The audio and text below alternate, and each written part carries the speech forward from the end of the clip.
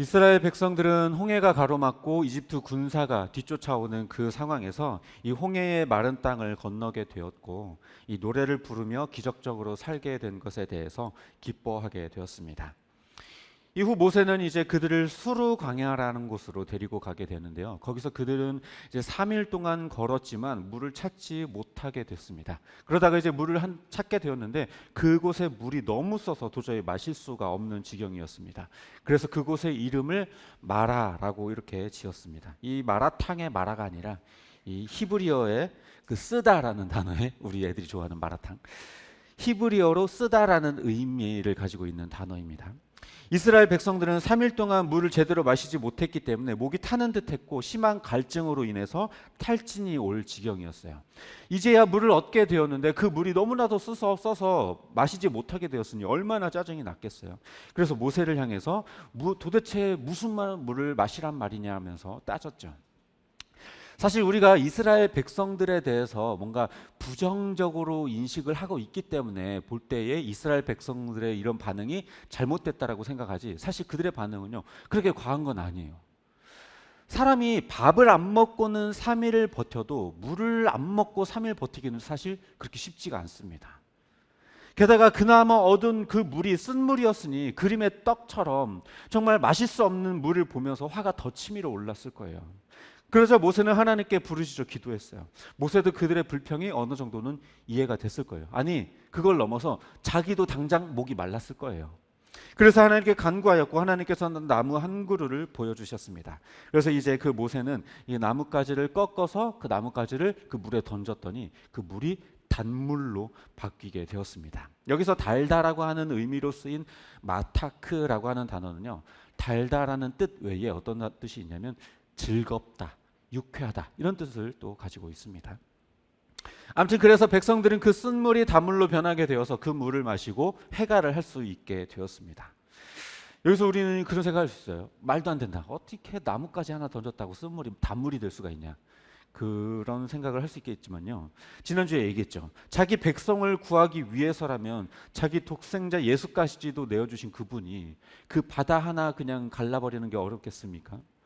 그러니 이 나뭇가지 하나로 쓴 물을 단물로 만드는 거야. 하나님께는요 그냥 식은 죽 먹기죠. 이 하나님께서는 이스라엘 백성들을 향해 너희가 내 말에 순종하고 규례를 잘 지키면 이집트 사람들에게 내렸었던 그 어떤 질병도 너희에게 내리지 않고 너희의 질병을 고쳐주겠다. 나는 너희의 치료하는 하나님이다. 이렇게 얘기를 하게 되었습니다. 여기서 치료하는 하나님이라는 단어가 바로 원어로 볼 때 여호와 라파라는 뜻을 가지고 있습니다. 그리고 하나님께서는 그들을 이제 사막 가운데 엘림이라는 곳으로 인도하셨는데요. 거기에는 샘이 12개나 있고 그리고 종려나무들이 70그루나 있어가지고 그늘에서 쉬기도 하고 물을 마음껏 마실 수도 있었습니다. 그러니까 마라라는 곳에서 쓴맛을 본 이후 엘림에서는 풍성한 쉼을 얻게 된 것을 보여주고 있는 것이죠. 오늘 본문에서 하나님께서는 백성들의 불평에도 불구하고 그들에게 놀라운 기적을 일으켜 주셨습니다. 어쩌면 3일이나 물을 마시지 못했기 때문에 그 기적은 훨씬 더 극적으로 느껴졌을 거예요. 만약에 그 이스라엘 백성들이 별로 목마르지도 않은 그 상황 가운데에서 그들에게 물을 줬다면 어땠을까요? 그냥 너무나도 당연한 일. 물 당연히 마셔야 되고 당연히 있는 거고 당연히 우리에게 있어야 되는 거라고 생각을 했겠죠. 그러나 이들이 너무나도 급박한 상황 가운데서 마주했었던 물이기 때문에 이 기적이 그들에게는 상당히 놀라웠던 기적으로 아마 각인이 되었을 것입니다. 실제로 인간은요, 이 고난 중에 경험한 뜻밖의 좋은 일을 더 크게 인식해요. 라면 제일 맛있게 먹는 방법 뭔지 아세요? 네? 군대 가면 돼요. 군대. 네, 군대 가면 제일 맛있어요. 세상 제일 맛있어요. 네? 라면뿐만 아니라요, 그 무엇이라도 군대 가면요 다 맛있어요. 훈련소에서 못 먹다가 이제 후반기 교육 가서 자판기에서 콜라를 꺼내서 마시는데 세상에 정말 그렇게 맛있는 게 없어요. 심지어 퍽퍽한 건빵도 그렇게 맛있어요. 군대에서는. 왜 그렇게 맛있어? 만약에 여러분들 세상에 맛있는 게 없고 인생이 별로 즐겁지 않거든요, 한번 3일 금식 해보세요. 그럼요, 동치미 국물이 그렇게 맛있어요. 네? 3일 금식 한번 해보세요. 그러면 인생이 즐거워집니다. 이스라엘 백성들도요, 이렇게 3일 동안 물을 못 마신 데다가 만나게 된 물이 써서 도저히 마실 수 없는 물이다 보니까 그 물이 단물로 변하게 되었을 때 더 극적으로 느끼게 되었을 거예요. 그런데 여기서 하나님께서는 조금 생뚱맞은 말씀을 하십니다. 너희가 내 말을 잘 듣고 규례를 잘 지키면 이집트 사람들에게 내렸던 질병을 하나도 내리지 않을 것이다. 나는 치료하는 하나님이다 라고 말씀을 하죠. 여기서는요, 사실 너희가 내 말을 잘 듣고 너희가 규례를 잘 지키면 앞으로도 마실 물을 풍성하게 주겠다 라고 말하는 게 앞과 뒤의 문맥에서 조금 더 잘 어울리지 않나요?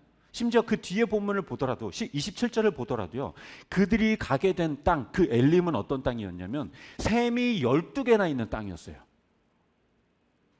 그러니까 앞 뒤를 다 그 흐름을 보았을 때 하나님께서는 거기서 내가 너희들을 치료해 줄게 라는 말이 아니라 내가 너희에게 마시는 물을 풍성하게 줄게 라고 말하는 것이 훨씬 더 자연스럽다는 거죠.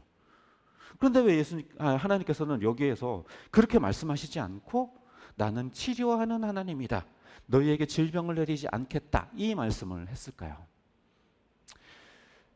도대체 마라의 쓴물을 단물로 바꿔내신 사건과 하나님의 이 말이 어떤 상관관계가 있는가?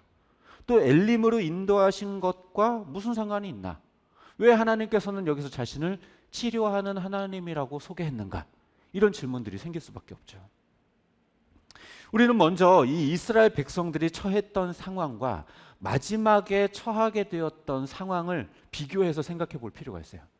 처음에 이들은요, 3일 동안 물을 마시지 못해서 갈증으로 정말 지금 죽을 것 같은 그런 상황이었어요. 그런데 마지막은 어때요? 풍성한 샘 곁에서 물을 마음껏 마시는 그 상황으로 바뀌었어요. 잘 살고 못 살고를 떠나서 목숨이 위태로운 그 상황 가운데에서 그 마지막은 그 사막 한가운데에서 파라다이스를 만나게 됐어요. 그럼 누가 이렇게 그들의 삶을 완전하게 바꿨나요? 바로 하나님이죠. 즉 하나님은 단순히 물의 속성을 바꾸는 것을 넘어서 이스라엘 백성들의 삶을 바꾸어 내시는 분이라는 거예요. 목마르고 완전히 거칠은 그 광야 가운데에서의 삶 가운데에서 파라다이스로 인도하시는 하나님의 그 모습이 있다라는 거죠. 다시 말해서 이 본문을 통해 우리는 쓰디쓴 인생을 즐겁고 유쾌한 인생으로 변화시키는 하나님의 모습을 발견해야 된다는 거예요. 아까도 말씀드렸지만 이 달다라고 하는 그 원어 마타크라고 하는 이 단어에는 유쾌하다, 즐겁다라는 뜻이 있다라고도 말씀을 드렸죠.